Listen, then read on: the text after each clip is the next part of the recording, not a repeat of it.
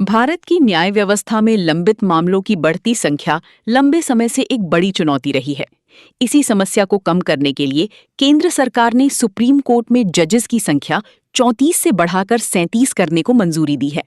ये फैसला न्यायपालिका की कार्यक्षमता बढ़ाने और आम लोगों को तेजी से न्याय दिलाने की दिशा में महत्वपूर्ण कदम माना जा रहा है। वर्तमान समय में सुप्रीम कोर्ट में हजारों मामले लंबित हैं। कई मामलों की सुनवाई में वर्षों लग जाते हैं, जिससे न्याय मिलने में देरी होती है। इसी स्थिति को जुडिशियल पेंडेंसी कहा जाता है। जब अदालतों में जजेस की संख्या कम होती है और मामलों की संख्या लगातार बढ़ती रहती है, तब न्याय व्यवस्था पर अतिरिक्त दबाव पड़ता है। इसलिए जजेस की संख्या बढ़ाना आवश्यक माना गया।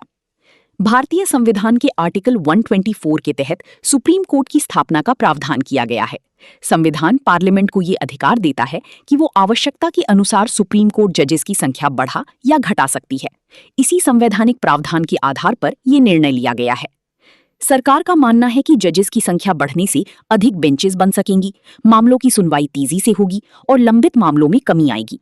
इससे जुडिशियल एफिशिएंसी यानी न्यायपालिका की कार्यक्षमता बेहतर होगी। साथ ही आम नागरिकों को समय पर न्याय मिलने की संभावना भी बढ़ेगी, जिसे एक्सेस टू जस्टिस कहा जाता है। यूपीएससी परीक्षा के दृष्टिकोण से ये विषय बेहद महत्वपूर्ण है। ये जीएस पेपर 2 के अंतर्गत जुडिशरी, जुडिशियल रिफॉर्म्स और गवर्नेंस टॉपिक से जुड़ा हुआ है।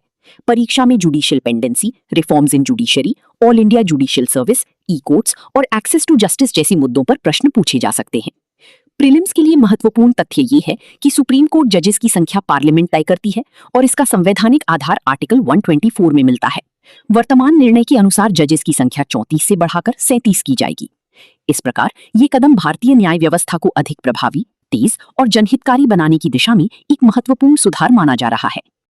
भारत और यूरोपियन यूनियन ने इलेक्ट्रिक व्हीकल यानी ईवी बैटरी रिसाइकलिंग को बढ़ावा देने के लिए एक महत्वपूर्ण जॉइंट इनिशिएटिव शुरू किया है।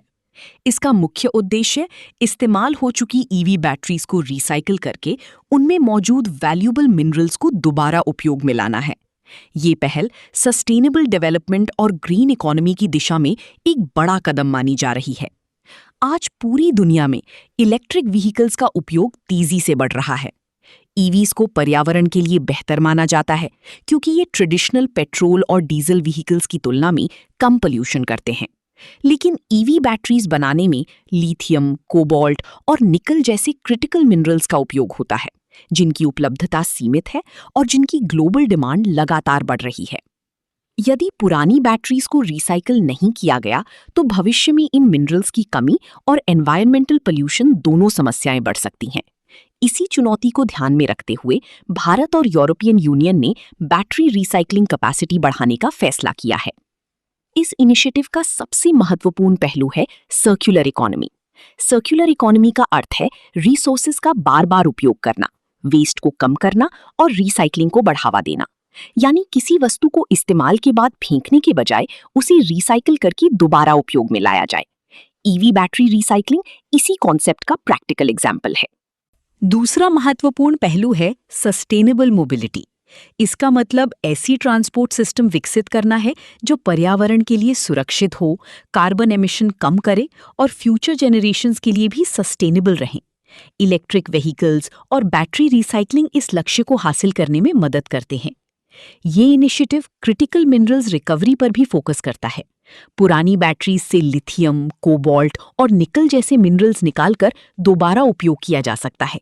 इससे माइनिंग पर निर्भरता कम होगी और नेचुरल रिसोर्सेज का संरक्षण होगा। यूपीएससी परीक्षा के दृष्टिकोण से ये टॉपिक बेहद महत्वपूर्ण है।